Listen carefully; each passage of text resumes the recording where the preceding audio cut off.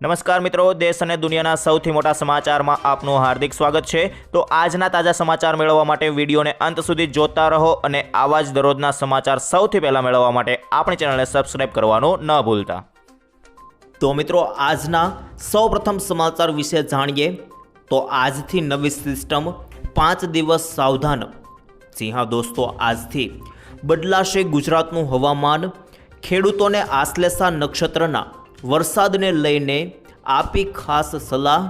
17-18 ઓગસ્ટે વધુ સારા વરસાદનો દાવો। મિત્રો, વિસ્તારથી જોઈએ તો ગુજરાતમાં ચોમાસાની ગતિવિધિઓ ફરી સક્રિય બનવાના સંકેતો વચ્ચે જાણીતા હવામાન નિષ્ણાંત અંબાલાલ પટેલે આગામી દિવસો માટે મહત્વપૂર્ણ આગાહી કરી છે। તેમના જણાવ્યા મુજબ રાજ્યમાં આજથી હવામાનમાં ફેરફાર જોવા મળશે અને 8 થી 11 ઓગસ્ટ દરમિયાન ઉત્તર તથા મધ્ય ગુજરાતના કેટલાક વિસ્તારોમાં સારા વરસાદની શક્યતા છે।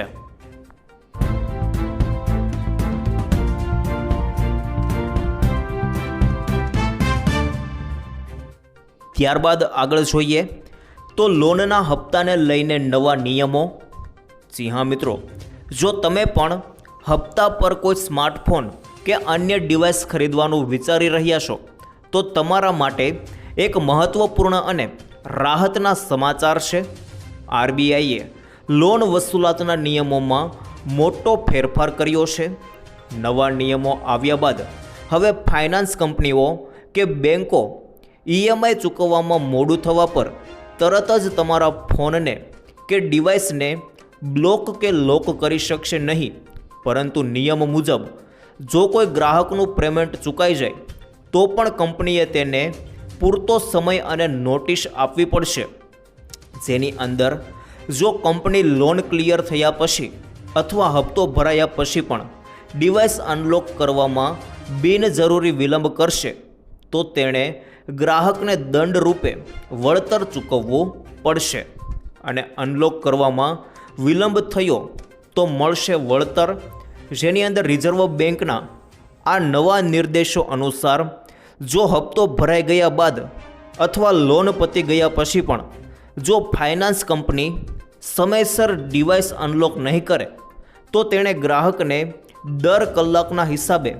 250 રૂપિયા પ્રતિ કલાક જે છે તે વળતર આપવું પડશે અને આ નિયમથી ગ્રાહકોને મોટી રાહત મળશે અને ફાઇનાન્સ કંપનીઓની મનમાની પર રોક લાગશે।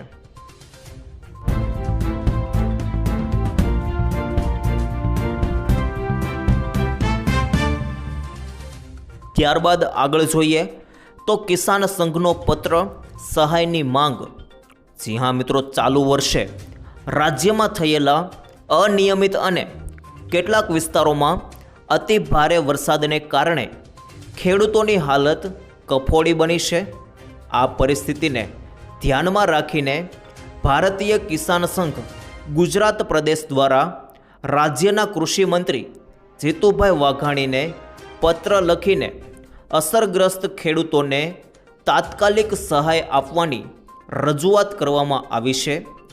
ભારતીય કિસાન સંઘના પત્રમાં જણાવ્યા અનુસાર શરૂઆતમાં અલ્નીનોની અસરને કારણે વરસાદ ખેંચાયો હતો, પરંતુ ત્યારબાદ કેટલાક જિલ્લામાં નોંધાયેલા ભારે વરસાદને કારણે કપાસ, દેશી કપાસ, ડાંગર, મગફળી, તુવેર અને બાગાયતી પાકોને વ્યાપક નુકસાન થયું છે।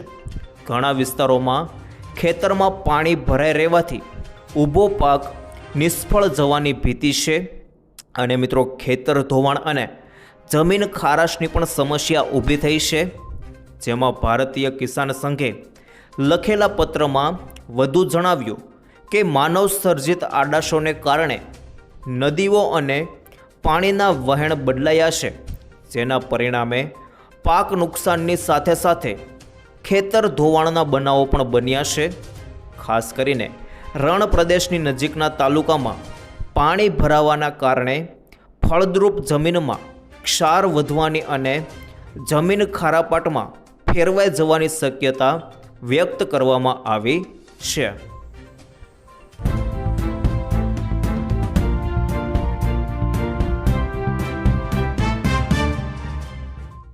ત્યાર પછી આગળ જોઈએ તો ગોબરથી કમાણી ગામડે ગામડે પ્લાન્ટ. જી હા મિત્રો, મોદી કેબિનેટે બાયોગેસ અને કોમ્પ્રેસ્ડ બાયોગેસ સેક્ટરને પ્રોત્સાહન આપવા માટે ગોવર્ધન યોજનાને મંજૂરી આપી છે. આ યોજના પર કુલ 23,731 કરોડ રૂપિયા ખર્ચ કરવામાં આવશે ને આ સાથે જ આસામમાં 4 લેન હાઈવે નિર્માણ સાથે જોડાયેલા પ્રોજેક્ટને પણ મંજૂરી મળી ગઈ છે. બંને નિર્ણયોથી કુલ કિંમત આશરે 32,000 કરોડ રૂપિયા જણાવવામાં આવી છે.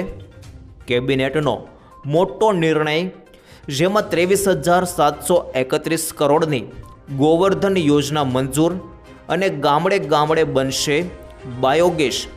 આ યોજનાનો સૌથી મોટો ફાયદો ખેડૂતોને મળશે. હવે ગોબર અને ખેતીનો કચરો ખાલી ખેતરો સુધી મર્યાદિત નહીં રહે. ખેડૂતો તેને બાયોગેસ પ્લાન્ટને વેચીને વધારાની કમાણી પણ કરી શકશે. તેનાથી પરાળી અને બીજા ખેતીના કચરાને સળગાવવાની જરૂરિયાત પણ ઓછી થશે, જેનાથી પ્રદૂષણ ઘટાડવામાં પણ મદદ મળશે.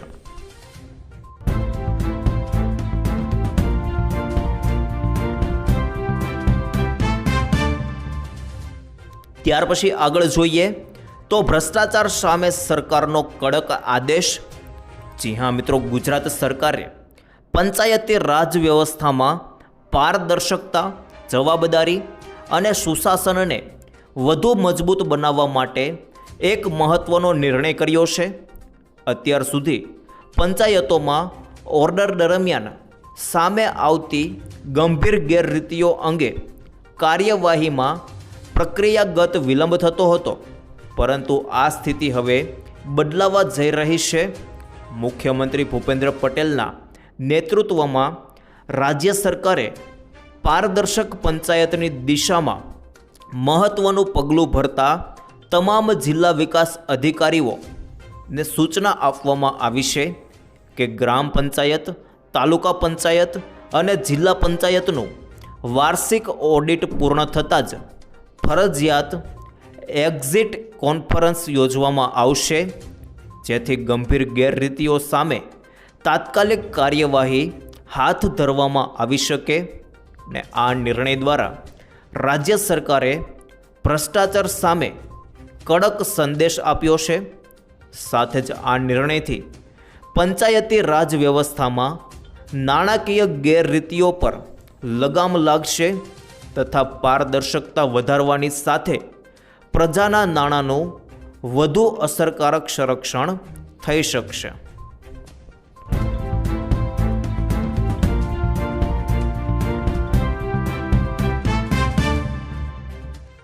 ત્યારબાદ આગળ જોઈએ તો પીએમ કિસાન ક્યારે આવશે હપ્તો? ખાસ જોઈ લેજો. પ્રધાનમંત્રી કિસાન સન્માન નિધિ યોજના વર્ષ 2019માં શરૂ કરવામાં આવી હતી. આ યોજના હેઠળ જમીન ધરાવતા પાત્ર ખેડૂતોને દર વર્ષે 6,000 રૂપિયાની સહાય આપવામાં આવે છે. સહાયની રકમ 3 હપ્તામાં સીધી બેંક ખાતામાં જમા કરવામાં આવે છે. આ માટે ખેડૂતોનું આધાર કાર્ડ, બેંક ખાતું અને જમીન સંબંધિત વિગતો સરકારના પોર્ટલ પર નોંધાયેલ હોવી જરૂરી છે. છેલ્લા કેટલાક વર્ષોમાં સરકાર દ્વારા KYC ફરજિયાત બનવામાં આવી છે, જેથી યોગ્ય લાભાર્થીઓ સુધી જ સહાય પહોંચી શકે.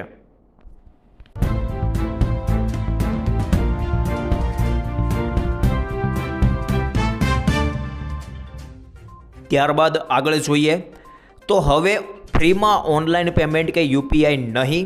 ખાસ જોઈ લો મિત્રો, લોકસભામાં 6 ઓગસ્ટના રોજ વિપક્ષના હોબાળા વચ્ચે એક અત્યંત મહત્વપૂર્ણ ખરડો પસાર કરવામાં આવ્યો છે, જે દેશની આર્થિક વ્યવસ્થા અને ડિજિટલ ટ્રાન્ઝેક્શનના નિયમોમાં મોટા ફેરફારો લાવી શકે છે.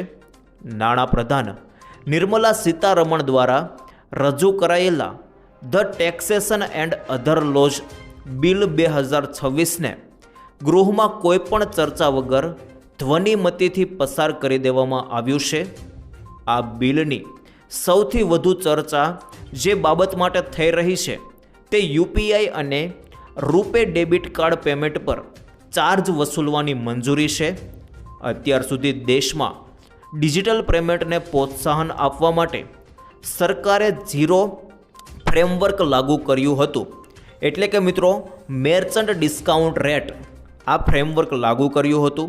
અને આનો અર્થ એ હતો કે બેન્કો અથવા પેમેન્ટ સર્વિસ પ્રોવાઈડર્સ જેમ કે ફોનપે, ગૂગલ પે, પેટીએમ અને ખાસ કરીને આ બધા ટ્રાન્ઝેક્શન છે યુપીઆઈ ટ્રાન્ઝેક્શન, તેમાં અત્યાર સુધીમાં ગ્રાહકો કે વેપારીઓ પાસેથી કોઈ પણ પ્રકારની ફી વસૂલી શકતા નહોતા. જોકે નવા બિલ દ્વારા સરકારે payment and settlement systems act અને ઇન્કમ ટેક્સ એક્ટ વચ્ચેની કાનૂની કડીને હટાવી દીધી છે. આ સુધારાથી સરકારને હવે એવો કાનૂની અધિકાર મળી ગયો છે કે તેઓ આગામી સમયમાં અમુક ચોક્કસ પ્રકારના યુપીઆઈ અથવા રૂપે ટ્રાન્ઝેક્શન પર મર્ચન્ટ ચાર્જ લગાવી શકે છે.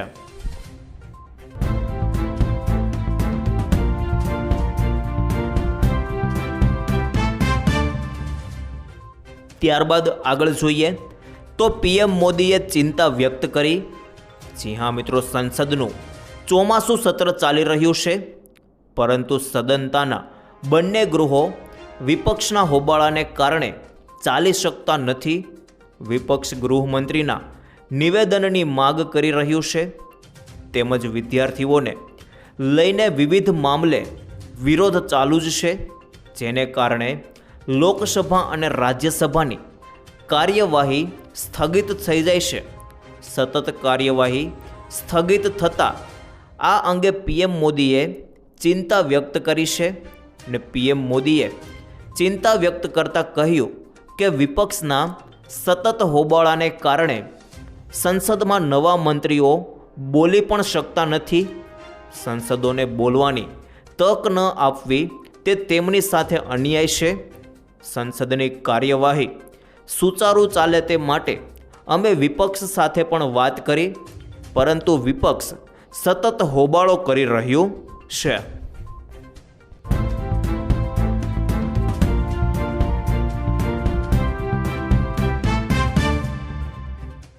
ત્યારબાદ આગળ જોઈએ તો સોના ચાંદીએ જોર પકડ્યું. જી હા મિત્રો, વેબસાઇટના ભાવ જોઈએ તો સોનાના ભાવમાં આજે પણ તેજી ચાલુ છે.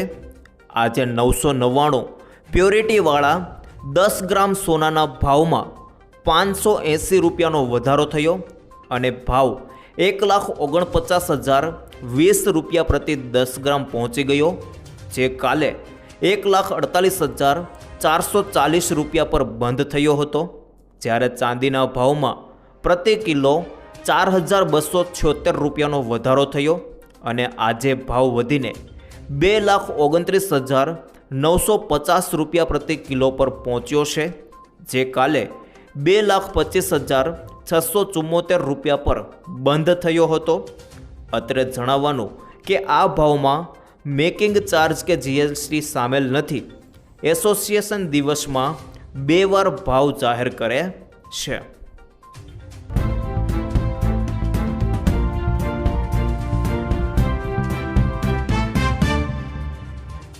ત્યારબાદ આગળ જોઈએ તો દર મહિને નાની બચત ભવિષ્યમાં જલસો. જી હા મિત્રો, જો તમે દર મહિને નાની નાની રકમ બચાવીને ભવિષ્ય માટે એક મોટું ફંડ બનાવવા માગો છો તો સ્ટેટ બેંક ઓફ ઇન્ડિયા એટલે કે મિત્રો એસબીઆઈની હર ઘર લખપતિ યોજના તમારા માટે અત્યંત ઉપયોગી સાબિત થઈ શકે છે. આ યોજના ખાસ કરીને એવા લોકો માટે ડિઝાઇન કરવામાં આવી છે જેઓ કોઈ પણ પ્રકારનું આર્થિક જોખમ એટલે કે મિત્રો રિસ્ક લીધા વગર નિયમિતપણે બચત કરવા માગે છે. હર ઘર લખપતિ એ સ્ટેટ બેંક ઓફ ઇન્ડિયાની એક વિશેષ આરડી સ્કીમ છે. આમાં રોકાણકારે દર મહિને એક ચોક્કસ રકમ બેંકમાં જમા કરાવવાની રહેશે. યોજનાની સમય મર્યાદા પૂરી થવા પર તમને 1 લાખ, 2 લાખ, 3 લાખ અથવા તમારી જરૂરિયાત મુજબ પસંદ કરેલી રકમ એક સાથે વ્યાજ સાથે પરત મળે છે.